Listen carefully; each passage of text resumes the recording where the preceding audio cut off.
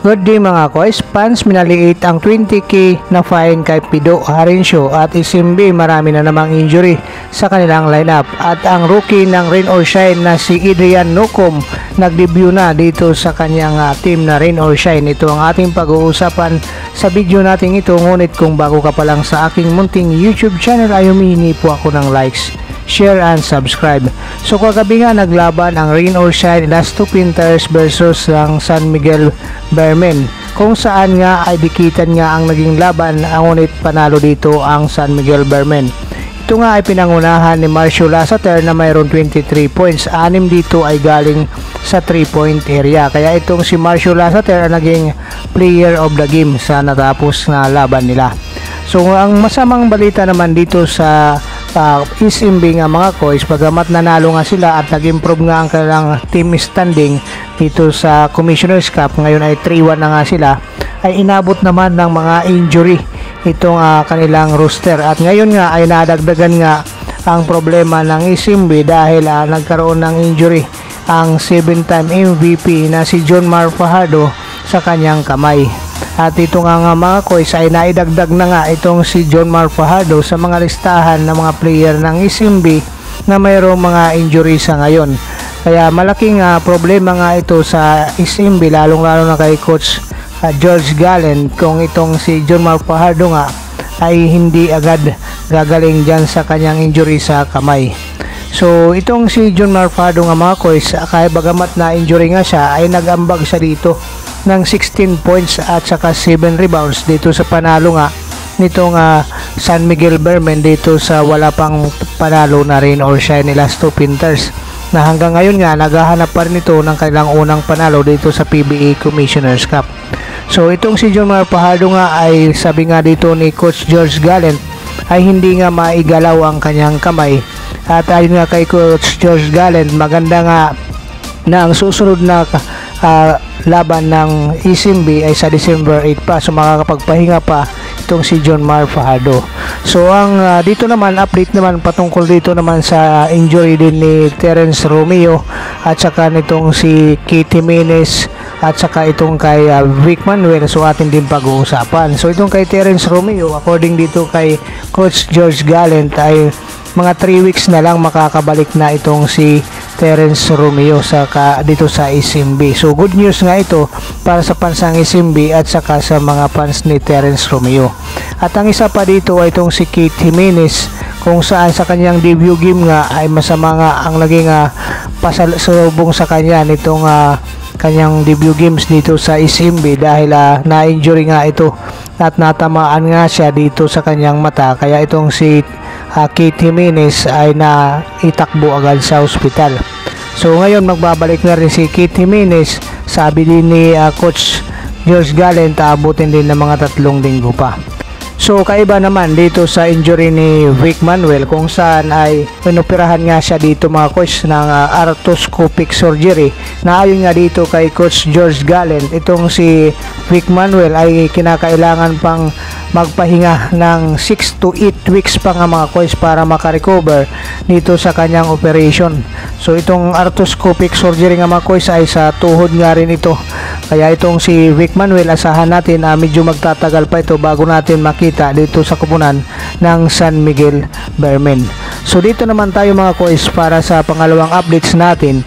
Ang Rain or Shine Las Two Pinters nga ay pinapirma na ng kontrata ang kanilang number 24 overall pick na si Adrian Nocum, kung saan itong si Adrian Nocum nga mga kois ay isa itong gwardiya. So ito ay naglaro para sa NCAA dito sa kupunan nga ng Mapua Cardinals. So maganda nga ang pinakita nitong si Adrian Nocum dito nga sa kanyang unang paglalaro sa PBA. So ito nga ay maganda nga ang naging impact nga sa kanya dahil sa tiwala nga agad na binigay sa kanya ni Coach Ying Yao. Kaya itong si Adrian Nocum nga mga kois ay nag-ambag agad ng disinting mga numero sa opensiba, at sapagkat nagtala lang naman siya dito mga kois ng 12 points, 6 out of 11 sa field goal, at mayroon siyang 3 rebounds mga kois. So ang kagandahan nga dito nga mga kois, kahit debut games nga niya dito, malaki agad ang tiwalang ibinigay sa kanya ni Coach Ying Giao. So dahil dito nga mga kois, asahan natin na itong si Adrian Nocom baka sa mga susunod na games ng Rain or Shine ay maging starter player na nga ito. Alam natin na itong si Coach Ying Giao nga mga kois ay wala itong permanenteng first 5, kaya asahan natin na itong si Adrian Nocom dahil dito sa kanyang magandang pinakita katulad kay Keith Dato at saka itong si Rizy Rivero. So itong tatlong player nga ang sinasabi ng mga top performers na mga rookies sa ngayon. Dahil itong si Rizy Rivero may score lang mato ng 15 points. So si Keith Dato 16 points at saka kasunod na nga dito itong si Adrian Nocom na mayroon siyang 12 points. So magandang pangitain nga ito para dito sa rookie na si Adrian Nocom, bagamat bago pa nga lang siya. Ang maganda dito nga mga kois, yung tiwala na binibigay sa kanya agad nitong si Coach Ying Giao. Dahil kung mapapansin nga natin mga kois, hanggang doon sa huling minuto ng laro kalaban nga itong San Miguel Beermen ay nasa loob ng court nga itong si Adrian Nocom. At may pagkakataon pa nga mga kois na siya yung nabibigyan ng bola, ngunit yun nga sinasabi niya, ayon nga sa balita, kailangan niya ng mabilisang decision. So para naman sa karagdagang updates nga natin mga kois, Coach Pido Harencio, ang team manager ng Northport Batang Pier, ay nagsuri na nga ito sa PBA office dito kay Willie Marshall.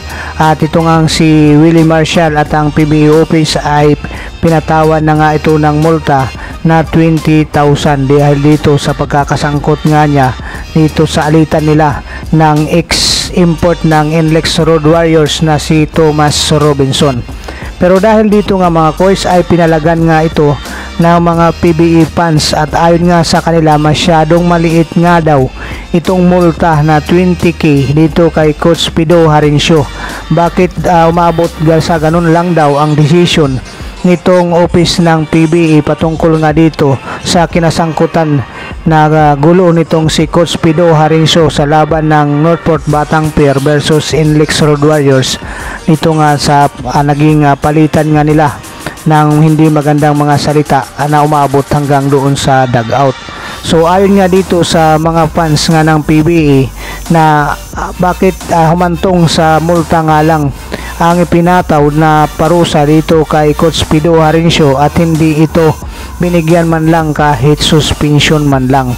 So dito nga mga kois, wala tayo sa power para questionin yung naging decision ng office ng PBA at maging itong sinasabing ang opinion ng mga fans. So opinion nila yun mga kois. So ganun man, pagpaganon man, so kailangan pakinggan din natin ang mga fans, lalong-lalo na dahil dito sa magalaki nga ang kinasangkutang gulo nitong si Coach Pido Harencio nga nagbigay nga ito ng grave threat dito sa import ng NLEX Road Warriors na si Thomas Robinson, kung saan itong si Thomas Robinson nga ay umuwi na nga sa ibang bansa dahil pinatalsik na ito ng NLEX Road Warriors.